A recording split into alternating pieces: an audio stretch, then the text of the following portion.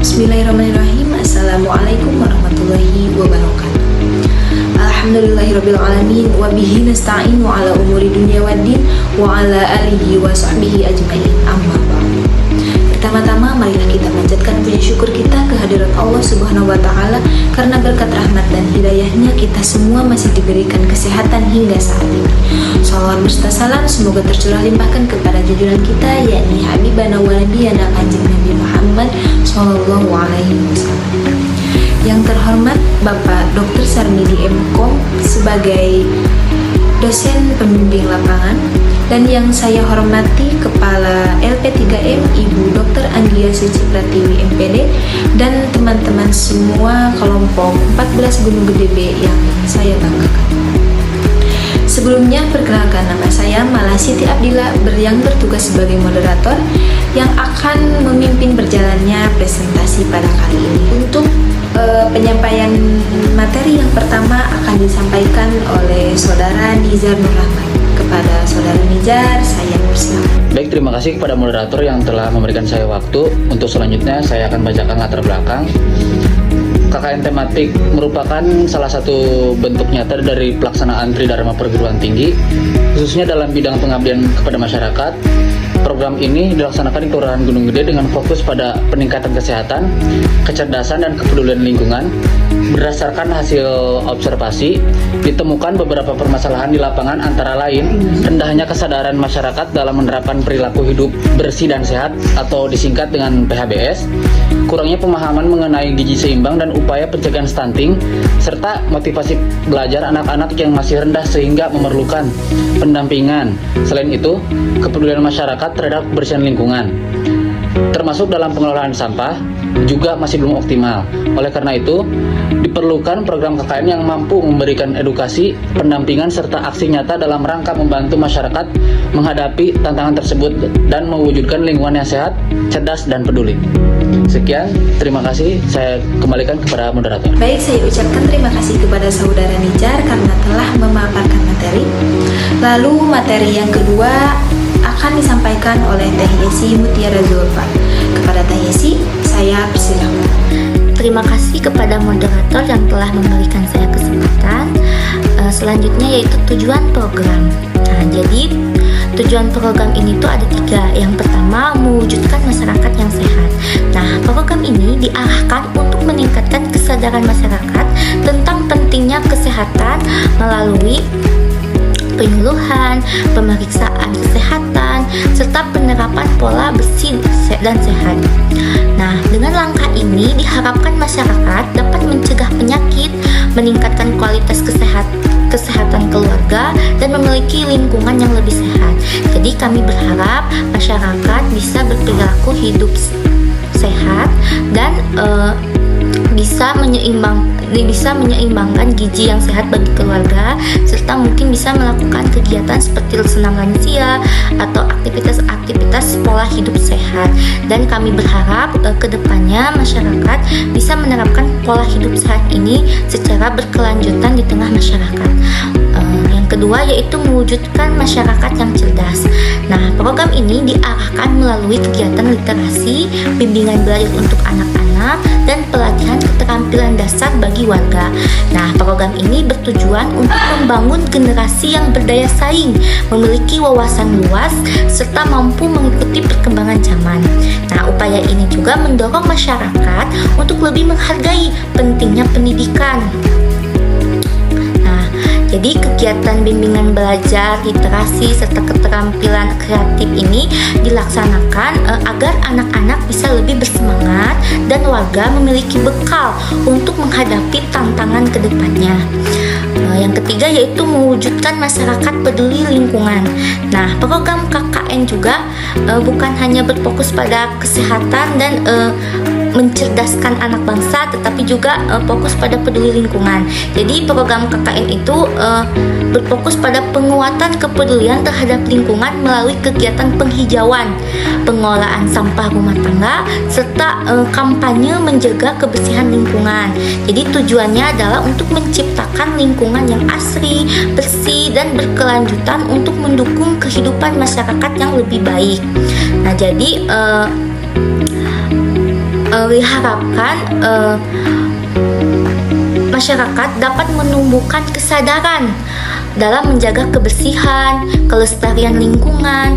Nah, jadi kami mengajak masyarakat untuk lebih peduli terhadap lingkungan sekitarnya. Nah, dengan apa? Dengan melalui kerja bakti, pengelolaan sampah berbasis rumah tangga, serta kegiatan penghijauan. Nah, harapannya lingkungan yang bersih dan hijau akan mendukung kesehatan dan kenyamanan hidup masyarakat secara keseluruhan. Mungkin sekian yang dapat saya sampaikan. Saya kembalikan kepada moderator. Baik, saya ucapkan terima kasih kepada Teh Yesi karena sudah memaparkan materinya. Dan materi yang selanjutnya akan disampaikan oleh Teh Nanda Trisna. Kepada Teh Nanda, saya persilakan. Baik, di sini saya akan menjelaskan mengenai metode pelaksanaan. Metode pelaksanaan program KKN dilaksanakan melalui pendekatan Participatory Action Research atau yang disebut juga dengan PRR yang mengutamakan keterlibatan aktif masyarakat dalam setiap tahapan kegiatan.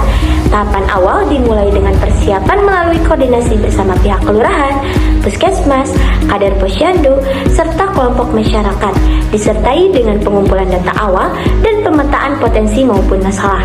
Setelah itu dilakukan observasi lapangan untuk mengidentifikasi persoalan di bidang kesehatan, pendidikan, dan lingkungan yang kemudian akan dianalisis guna menjadi dasar penyusunan program kerja.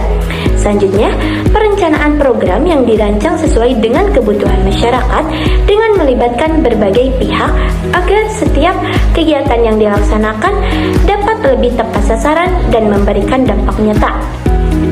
Dari metode Participatory Action Research atau yang disebut juga dengan PRR menghasilkan program yang akan dapat diimplementasikan, yaitu adalah kesehatan dan pendidikan. Dari kesehatan, yang pertama ada sosialisasi dan penyuluhan, kemudian yang kedua ada bimbingan belajar dan pelatihan keterampilan, kemudian yang ketiga ada pemeriksaan kesehatan dan pemberian makanan tambahan kepada ibu hamil dan ibu menyusui, dan yang terakhir ada kerja bakti dan pengelolaan sampah dan penghijauan di daerah sekitar masyarakat. Kemudian yang terakhir melalui pendidikan. Pendidikan di sini adalah bimbingan belajar kepada murid-murid di sekolah dasar ataupun di madrasah-madrasah. Baik, sekian. Terima kasih. Assalamualaikum warahmatullahi wabarakatuh. Baik, saya ucapkan terima kasih kepada Teh Nanda karena telah memaparkan materinya. Untuk materi selanjutnya akan disampaikan oleh Teh Lutfia. Kepada Teh Lutfia, saya persilakan. Hasil program. Pelaksanaan program KKN atau kuliah kerja nyata tematik di Kelurahan Gendong Gede berhasil memberikan dampak positif pada berbagai bidang. Dalam aspek kesehatan, masyarakat menunjukkan peningkatan kesadaran melalui kegiatan sosialisasi PHBS, pemeriksaan kesehatan, senam lansia, dan program makanan bergizi yang mendapatkan sambutan baik.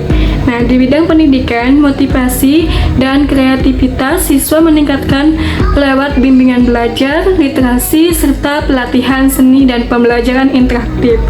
Nah, bidang sosial, keagamaan turut diperkuat dengan pengajian, kegiatan anak-anak, dan lomba islami yang menumbuhkan kebersamaan warga.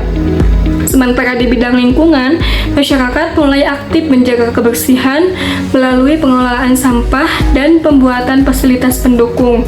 Secara keseluruhan, program ini mampu meningkatkan kualitas hidup masyarakat menuju perilaku yang lebih sehat, cerdas, dan peduli lingkungan. Saya ucapkan terima kasih kepada Teh Lutfia karena telah memaparkan materinya. Dan materi selanjutnya akan disampaikan oleh Teh Evi Lutfia. Kepada Teh Evi, saya persilakan. Baik, saya ucapkan terima kasih kepada moderator yang telah mempersilahkan saya.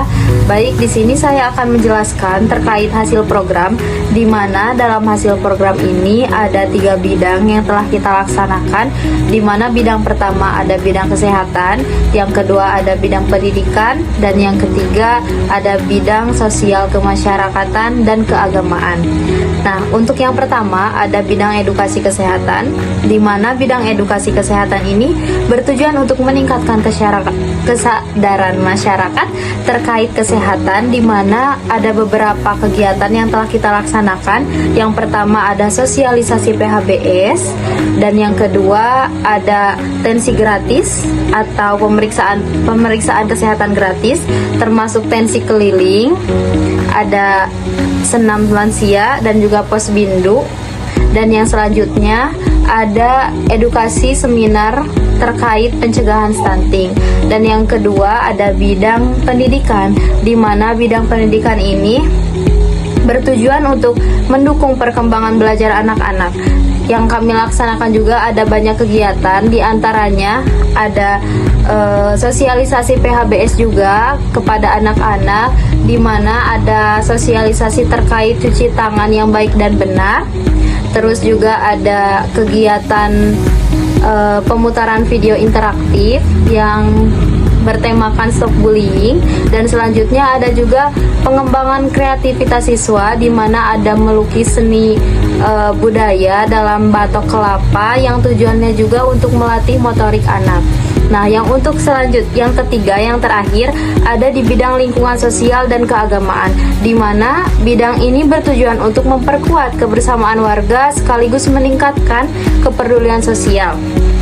Ada beberapa kegiatan yang telah kita laksanakan, di mana ada pembuatan tong sampah organik dan anorganik, disertai juga dengan pembuatan banner terkait menjaga kesehatan serta kebersihan lingkungan. Dan selanjutnya juga dalam kegiatan keagamaan, kita seringkali mengikuti kegiatan pengajian mingguan yang rutin kita laksanakan di RW-RW sana dan juga RT-RT sana. Dan selanjutnya juga kita selalu berikut serta atau berpartisipasi aktif ketika ada banyak sekali kegiatan yang ada di sana, seperti lomba cerdas cermat atau lomba-lomba Agustusan yang dilakukan di RT sana. Dan yang terakhir, kita juga ada sosialisasi terhadap kepada masyarakat sana terkait PHBS di lingkungan-lingkungan RT 1 terutamanya. Nah, untuk itu, dengan adanya program-program ini, kami berharap masyarakat dapat semakin sehat, anak-anak lebih berprestasi, serta lingkungan sosial dan keagamaan semakin kuat dan sangat harmonis. Sekian yang dapat saya sampaikan terkait hasil program. Mohon maaf bila ada kesalahan. Baik, saya ucapkan terima kasih kepada Teh Epi karena telah memaparkan materi. Dan materi selanjutnya akan disampaikan oleh Teh Siti Alma. Kepada Teh Alma, saya persilahkan. Adapun dampak, program yang dilaksanakan berhasil meningkatkan kesadaran hidup sehat, motivasi belajar, dan kesadaran lingkungan. Kehadiran mahasiswa turut memperkuat kolaborasi antar pemerintah dan masyarakat, sehingga tercipta sinergi yang mendukung pencapaian serta tujuan pembangunan berkelanjutan, terutama di bidang kesehatan, pendidikan, dan lingkungan. Baik, saya ucapkan terima kasih kepada Teh Alma karena telah memaparkan materinya.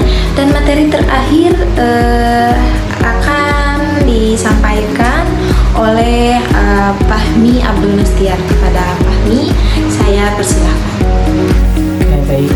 Jadi kesimpulannya, pelaksanaan program KKN tematik di Kelurahan Gunung Gede, Kecamatan Kawalu, Kota Tasikmalaya berhasil memberikan dampak positif dalam meningkatkan kualitas hidup masyarakat pada 4 aspek.